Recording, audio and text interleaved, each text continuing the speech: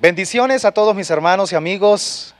Damos la gloria al Señor por este momento que Él nos concede para recibir su palabra.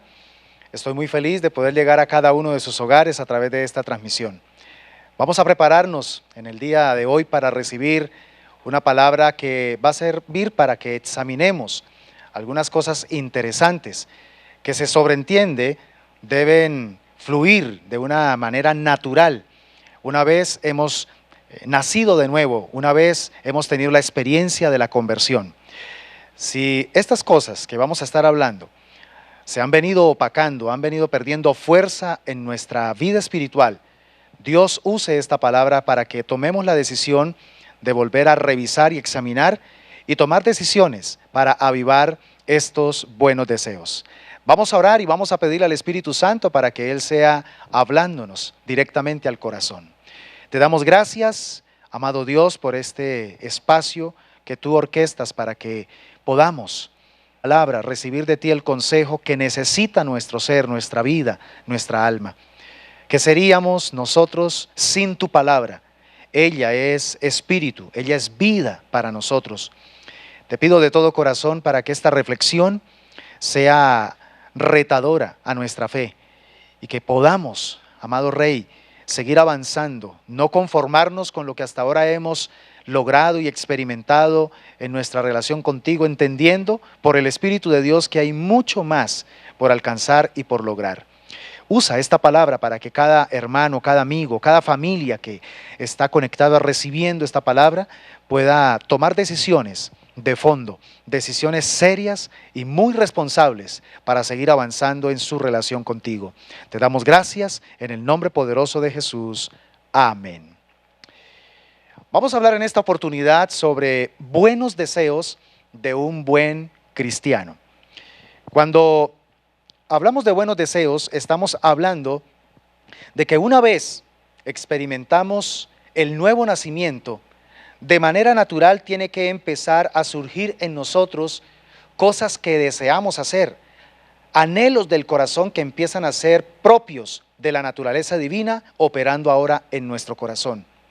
Si no se está dando eso, es porque o no hemos nacido de nuevo, aunque nos llamemos cristianos, o hemos venido descuidando, como le dijo el Señor a la iglesia de Éfeso, nuestro primer amor. La palabra del Señor en Hechos capítulo 8, versículo 36, habla de la experiencia de ese hombre conocido como el eunuco, que fue evangelizado por el evangelista Felipe. Dice la palabra del Señor que mientras iban juntos, llegaron a un lugar donde había agua. Y el eunuco le dijo a Felipe, mira, lo dijo con emoción, mira, allí hay agua. ¿Qué impide que yo sea bautizado?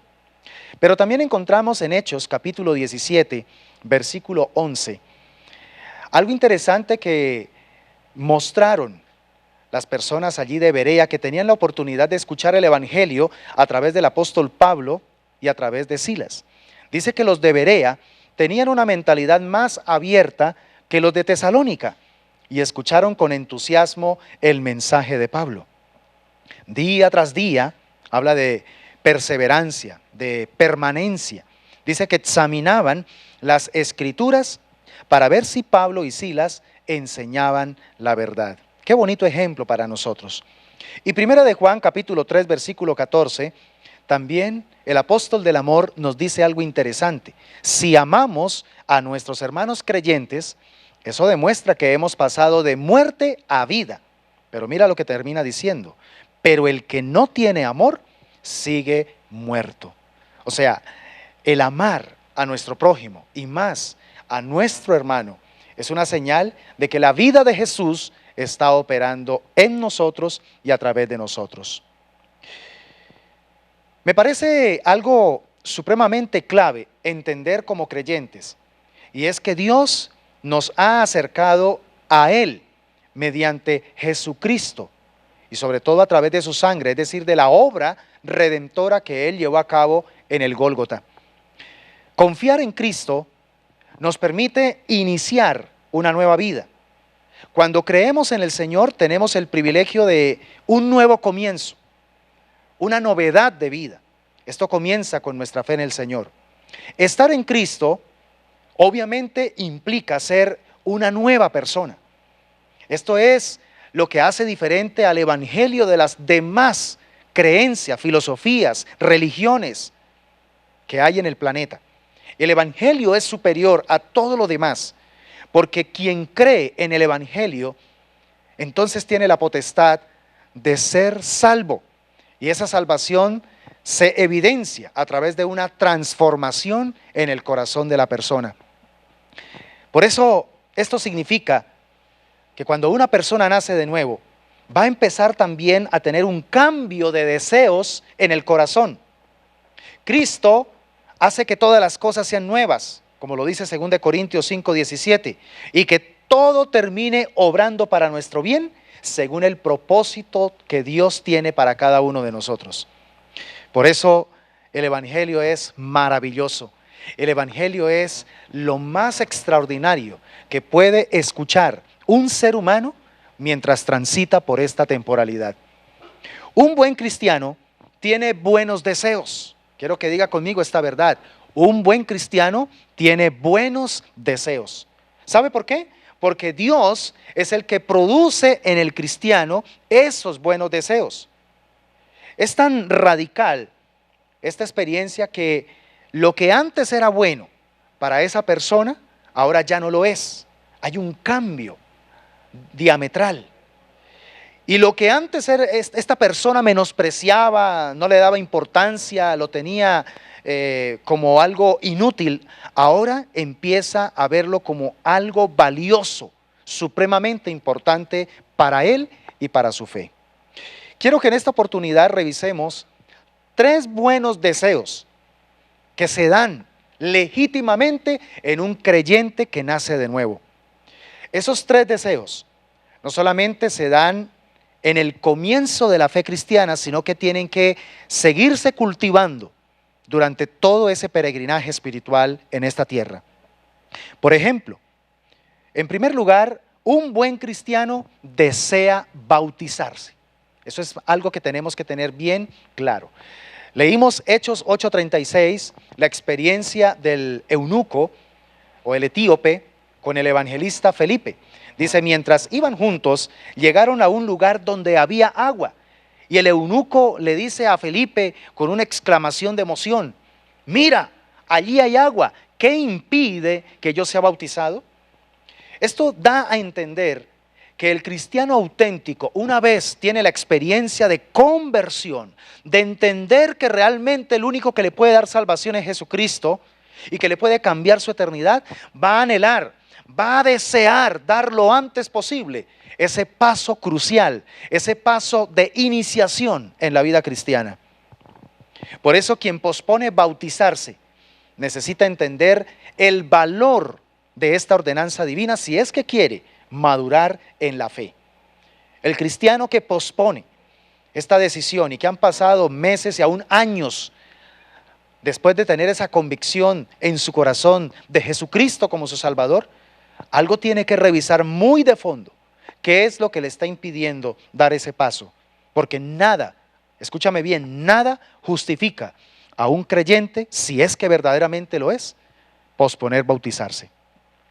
En la iglesia primitiva, el bautismo constituía una señal muy clara ante el público de la autenticidad de la fe del cristianismo. Uno encuentra en el libro de los Hechos que muchos creyentes se bautizaban el mismo día que creían en Jesucristo como Salvador. Y era tan impactante esa decisión que a ellos no les interesaba si era necesario morir por causa de Cristo, bautizarse. Porque de hecho bautizarse en ese tiempo y en el contexto de esa época implicaba prácticamente mostrarse como enemigo de César. Porque con el bautismo públicamente estaba diciendo, mi Señor no es César, mi Señor es Jesucristo, el Hijo de Dios. Entonces, lo que nota uno en la historia del cristianismo primitivo es que ellos no veían impedimentos para hacerlo, para dar este paso. Más bien, ellos no veían la hora de bajar pronto a las aguas bautismales para identificarse públicamente con su Salvador Jesucristo. Había una premura, había un deseo muy claro y una convicción de dar ese paso lo antes posible, algo que de pronto se ha perdido en el cristianismo de estos tiempos, ya sea por culpa de las mismas iglesias que colocan sus políticas eclesiales o por el mismo cristiano o creyente que busca la manera de estar posponiendo porque piensa que el bautismo es un acto de graduación, del cual primeramente tiene que pasar por todo un proceso aún de años, donde se sienta ya listo y preparado para dar ese paso. Y entonces van pasando los años, y algunos hasta décadas, y dicen todavía no me siento preparado, cosa que va totalmente contraria al diseño del auténtico cristianismo primitivo. Cuando nos bautizamos, en realidad lo que estamos haciendo es proclamar el evangelio a los espectadores. Por eso es que el bautismo se hace de manera pública. Bautizarse significa amar a Cristo obedeciendo su mandamiento. Juan capítulo 14, en el versículo 15, el mismo Señor Jesucristo le dijo a sus discípulos: si me amáis, guardad mis mandamientos. Por eso te pregunto, mi amado hermano y amigo que me estás viendo en esta oportunidad, ¿qué te impide hacer realidad este buen deseo de tu corazón? Si dices que eres cristiano, si dices que amas a Dios, si estás convencido de que Él es tu Salvador y no has dado el paso aún de bajar a las aguas bautismales, ¿qué te está impidiendo dar ese paso? Reto tu corazón a través de esta enseñanza para que empieces a organizar aquello que te está impidiendo, a poner en orden aquello que te está impidiendo dar este paso de obediencia, que de seguro se convertirá en una amplia puerta para que empieces a avanzar hacia tu madurez espiritual. Quizá últimamente te has sentido desanimado en la fe porque sientes que no avanzas, que estás caminando en círculos en tu fe. Probablemente la causa principal sea tu falta de decisión, de identificarte públicamente en cuanto a tu decisión de seguir a Cristo por el resto de tu vida. Por eso te pido que si eres de aquellos creyentes que has venido posponiendo esta decisión, préstale atención a ese buen deseo. Si lo tienes descuidado, empieza a cultivarlo nuevamente y propón lo antes posible dar este paso y el Señor honrará tu obediencia. Un segundo buen deseo que se da en la vida auténtica de un cristiano es que desea conocer más de la Biblia. El buen cristiano desea conocer cada día más y más de la palabra de Dios. Hechos 17:11, leíamos también la experiencia de los creyentes en Berea. Dice que tenían una mentalidad más abierta que los de Tesalónica y escucharon con entusiasmo. Esta palabra entusiasmo viene de enteos. Es la fuerza que produce Dios en el corazón para poder hacer algo. Entonces el entusiasmo que había en los de Berea apuntaba a algo bien interesante y era no quedarse solamente con el mensaje hablado de Pablo, sino que después ellos mismos tomaban las escrituras, las examinaban, las escudriñaban, pero hay una parte aquí interesante que dice que esto lo hacían cada día, día tras día. Ellos vivían entusiasmados en escudriñar, en cotejar lo que habían escuchado a través del apóstol Pablo y de Silas con las sagradas escrituras. Porque el propósito de ellos era corroborar si lo que Pablo y Silas decían era la verdad. Es un ejemplo retador para el cristiano auténtico, para el buen cristiano. De hecho, un buen cristiano desea con todo su corazón el alimento auténtico para su alma, así como el bebé desea con todo su ser la leche de su mamá para poder vivir. Nosotros también debemos desear cada día, esto no solamente al comienzo del cristianismo, sino durante toda nuestra vida, nuestra existencia cristiana en esta tierra, debemos hacer de la palabra de Dios nuestro más añorado alimento. Primera de Pedro, capítulo 2, versículo 12 en la Nueva Traducción Viviente dice: como bebés recién nacidos, deseen con ganas la leche espiritual pura para que crezcan a una experiencia plena de la salvación. Pidan a gritos ese alimento nutritivo. En este texto el apóstol Pedro nos está diciendo algo sumamente importante. Quien anhela cada día alimentarse con la palabra de Dios va a poder crecer.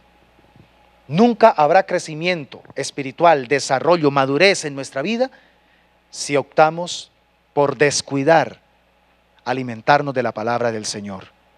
La Biblia juega un papel clave en la vida de un buen cristiano.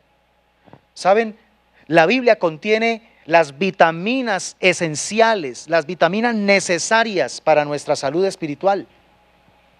Nosotros debemos valorar el hecho de que podemos tener la libertad de accesar en estos tiempos a la Biblia y a muchas clases de Biblia también, que Dios ha usado a través de diferentes estudiosos que han dedicado prácticamente su vida entera a estudiar, y entonces lo que logran investigar arqueológicamente, históricamente, sociológicamente, contextualmente, lo transmiten a través de los escritos de esas Biblias de estudio.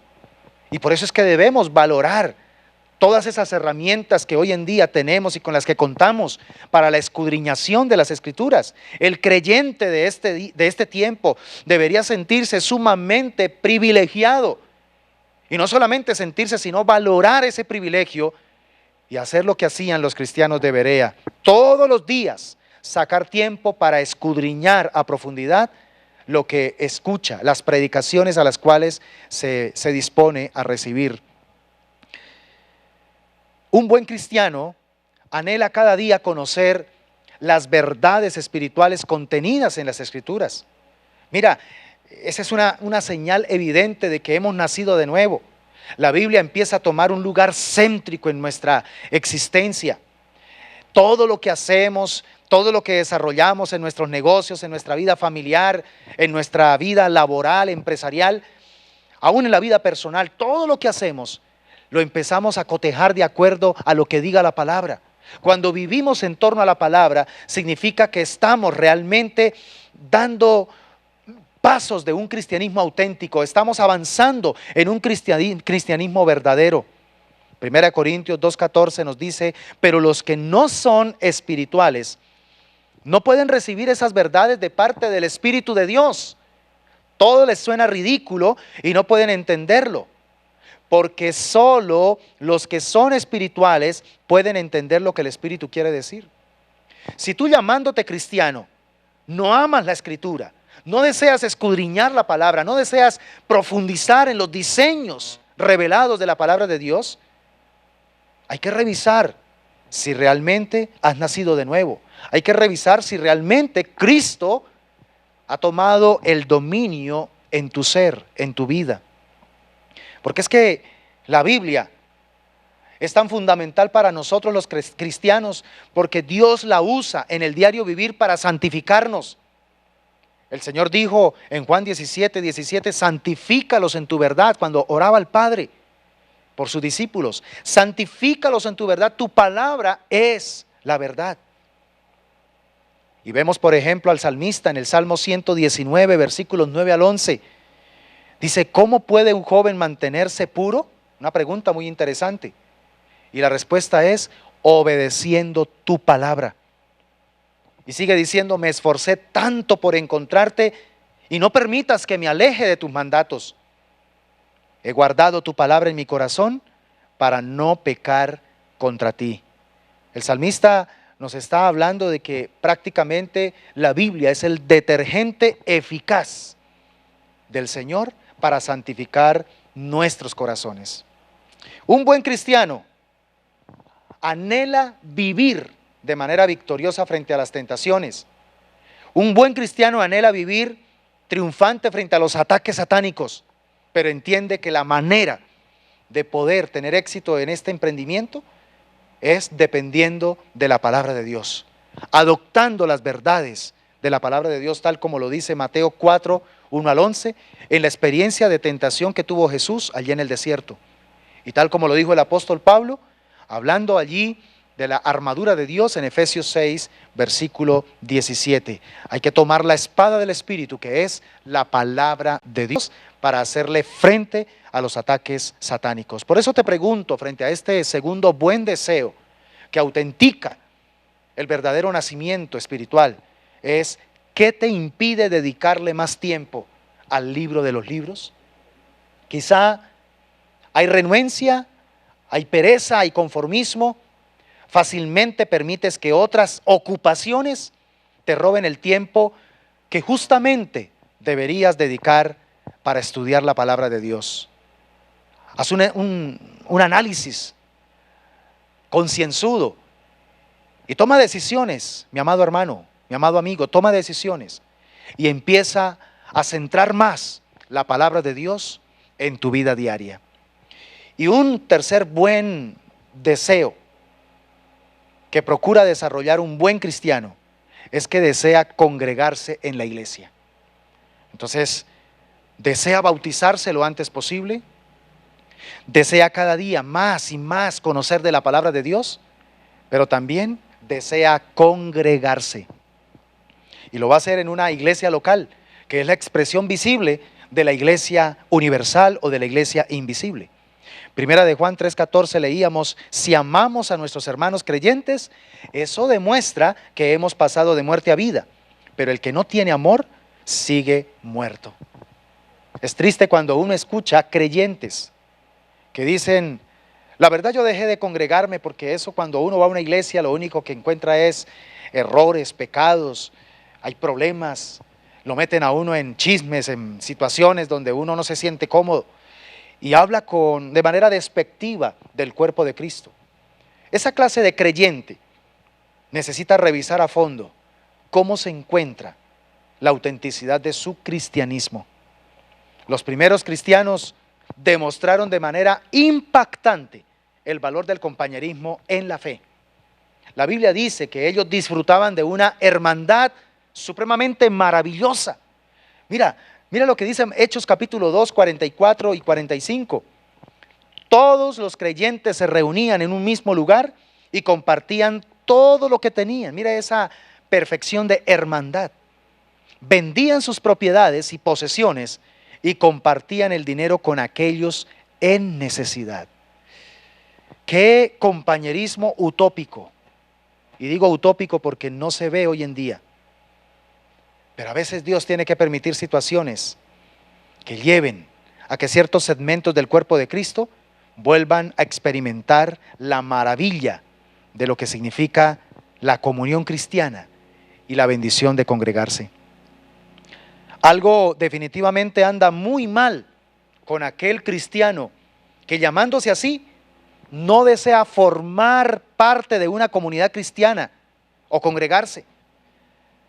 Hoy en día uno, a través de las redes sociales, evidencia que se está haciendo más común esa tendencia. Es una moda que se está dando en este tiempo de cristianos que justifican el por qué no pertenecen a ninguna iglesia y que no hay necesidad de pertenecer a ninguna iglesia local, que sí pertenecen a la iglesia universal o a la iglesia la iglesia invisible de Cristo, pero que no se necesita formar parte de una iglesia local. Esa es una total mentira, porque en la Biblia, así como se habla, tanto en el libro de los Hechos y en las cartas, tanto paulinas como del apóstol Pedro y Juaninas, se habla de la iglesia universal, pero esta se manifiesta en la iglesia local. O sea, sí es supremamente importante que un creyente tome la decisión de formar parte de una iglesia local. Y aunque alguien no esté de acuerdo con esta verdad, escudriñe las Escrituras, vaya a la palabra de Dios, someta sus propios argumentos. Quizás has tenido experiencias negativas, quizás te han herido, quizás te has decepcionado por lo que pasó en la iglesia donde de pronto con tanto amor te congregaste y luego te decepcionaron y decidiste a partir de ese momento no volver a congregarte. Te reto en este momento para que vuelvas tu mirada a Dios, la quites del hombre que te falló, del hombre que te decepcionó, y vuelvas tu mirada al Señor y vuelve a ser sensible al diseño que Él planeó, porque quizá te estás perdiendo de todo lo que Dios quiere hacer en tu vida y a través de tu vida. Porque de hecho, dice la palabra de Dios en 1 Corintios, capítulo 12, versículos 12 al 14, el cuerpo humano tiene muchas partes, pero las muchas partes forman un cuerpo entero. Lo mismo sucede con el cuerpo de Cristo. Entre nosotros hay algunos que son judíos y otros que son gentiles, dice la palabra. Algunos son esclavos y otros son libres. Pero escúchame, todos fuimos bautizados en un solo cuerpo por un mismo espíritu y todos compartimos el mismo espíritu. Así es, el cuerpo consta de muchas partes diferentes, no de una sola parte. Por eso la importancia de pertenecer a ese cuerpo local, que es una expresión visible del cuerpo espiritual invisible. El verdadero creyente la tiene clara. El buen cristiano le da valor a ese buen deseo de congregarse porque ha entendido que no podrá desarrollar su propósito divino en su vida si toma la decisión de aislarse de la iglesia. No es sano, mi hermano, mi hermana, amigo y amiga que me estás viendo, no es sano que sigas alimentando esa mentalidad de cristiano solitario, de cristiano autosuficiente, de cristiano que piensa que no necesita de los demás, que el cristianismo se vive de manera muy personal, pero está olvidando que hay otra dimensión auténtica del cristianismo, y es el cristianismo gregario, el cristianismo congregacional, el cristianismo de cuerpo espiritual. Nos necesitamos los unos a los otros. Dios quiere usarnos para que los unos a los otros podamos ser edificados a través de los dones, de las experiencias, de los talentos que Dios nos ha delegado. Usted puede encontrar en el Nuevo Testamento más de 150 veces la expresión los unos a los otros, lo que significa y lo que indica que la vida de la iglesia en su esencia es gregaria. Nos necesitamos los unos a los otros. Por eso te pregunto frente a este tercer buen deseo, ¿amas a los hermanos de verdad o solo quieres servirte de ellos? Porque si bien es cierto, esa clase de creyente que no le gusta congregarse, cuando empieza a enfrentar un problema, cuando empieza a tener que recorrer un valle, un desierto difícil, ahí sí entonces busca ayuda, ahí sí busca orientación, ahí sí busca una iglesia para que le oren, para que le den consejo, para que le den aliento. No te acostumbres a esa clase de cristianismo donde te sirves del cuerpo de Cristo. El verdadero llamado de un buen cristiano es a servir en el cuerpo de Cristo, no a servirte del cuerpo de Cristo. Por eso concluyo diciéndote que hay 3 buenos deseos que se convierten en 3 excelentes señales de un auténtico cristianismo: el bautismo, la Biblia y el congregarse. Ojo, el bautismo, la Biblia y el congregarse. 3 buenos deseos que debemos estar retroalimentando. Ahora usted puede decir, ¿cómo hago para alimentar el primer buen deseo del bautismo? Ya te bautizaste, ahora tienes que vivir de aquí en adelante de acuerdo a ese testimonio público de fe. Si eres bautizado, tu deber es todos los días recordar ese paso tan crucial y tan importante hacia un pacto con Dios. ¿Valoras y alimentas en tu vida diaria estos buenos deseos? ¿Le das valor a esto que hemos hablado y que caracteriza al buen cristiano? ¿O por el contrario los has venido descuidando poco a poco? Te pregunto, ¿estás seguro de que has nacido de nuevo? Quiero invitarte para que te examines. Examínate con sinceridad para asegurarte de que no has creído en vano. Porque se puede creer en vano, como lo dijo el apóstol Pablo en 1 Corintios 15, versículo 2. Y Pablo, el mismo apóstol, nos advierte en 2 Corintios 13:5. Examínense para saber si su fe es genuina. Pruébense a sí mismos. Sin duda saben que Jesucristo está entre ustedes. Y de no ser así, ustedes han reprobado el examen de la fe genuina.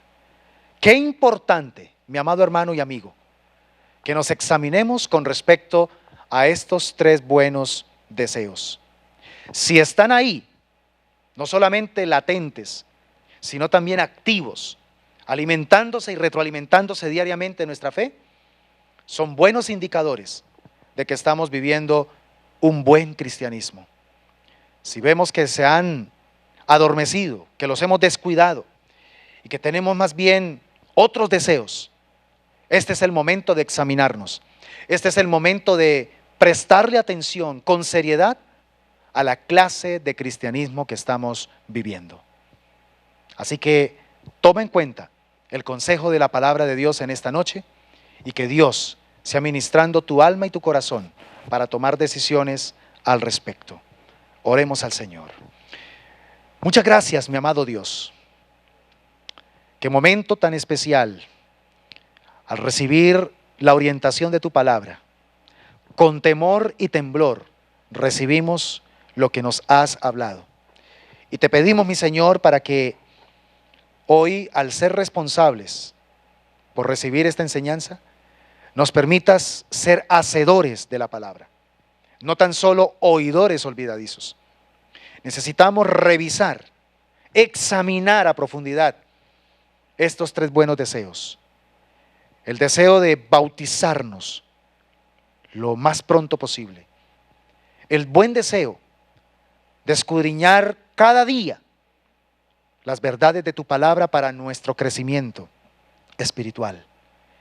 Y también el valorar, el congregarnos en una iglesia local para poder cumplir con el ministerio de la edificación y así también ser edificados los unos con los otros. De todo corazón te quiero pedir que la palabra que hoy nos has entregado corra y fluya con libertad en cada mente y en cada corazón que la recibe, para que haga un efecto de transformación, de purificación y sobre todo que nos lleve a tomar decisiones de fondo en nuestra espiritualidad. Gracias te damos, Señor, y sé que tu palabra no volverá vacía. Tu palabra se encargará de traer convicción de pecado. Tu palabra se encargará de confrontarnos con nuestra realidad espiritual y sobre todo nos mostrará el camino para corregir lo que tenemos que corregir. En Cristo Jesús te damos gracias. Amén y amén. Qué bueno poder recibir esta clase de consejo, aparentemente básico, pero es que lo básico es fundamental y es lo que nos ayuda a revisar cómo se encuentra la firmeza de nuestra fe. Por eso no olvides tener en cuenta estos 3 buenos deseos, revisarlos con la sinceridad de tu corazón y tomar decisiones al respecto. Recuerda que mañana tenemos nuestro altar familiar a las 8 de la noche, donde Dios seguirá hablando al corazón de las familias para seguir trabajando en esas áreas en las que necesitamos mejorar nuestra vida familiar. El día viernes, como siempre, desde las 6 de la mañana, un nuevo Temas Biblia. Pero quiero recordarles, mi amada iglesia, que este viernes tenemos una poderosa vigilia, un tiempo de intimidad hermoso, donde vamos a disfrutar de la presencia del Espíritu Santo moviéndose en medio de nuestros corazones. Así que te invito para que, si todavía hay cupo, te inscribas para que puedas participar, porque tenemos el aforo limitado. Entonces, así que inscríbete si no lo has hecho y ojalá que puedas acompañarnos este viernes a las 7 de la noche hasta las 11 de la noche. Vamos a estar en un tiempo maravilloso. Y recuerda también nuestro servicio dominical a las 8 de la mañana y a las 10:30. No olvides inscribirte, planillarte, porque es la forma para poder proceder en el protocolo, para que disfrutemos de este espacio maravilloso donde sé que Dios tiene una palabra poderosa. Recuerde que vamos a disfrutar de la cena del Señor. Y preparemos nuestros corazones porque muy pronto estaremos celebrando nuestra fiesta anual de acción de gracias. Vamos a prepararnos desde ya para darle a nuestro Dios nuestra gratitud. Vamos a honrarlo de una manera muy especial porque Dios ha sido supremamente bueno. Dios les bendiga, mis hermanos, y nos veremos en nuestra próxima transmisión.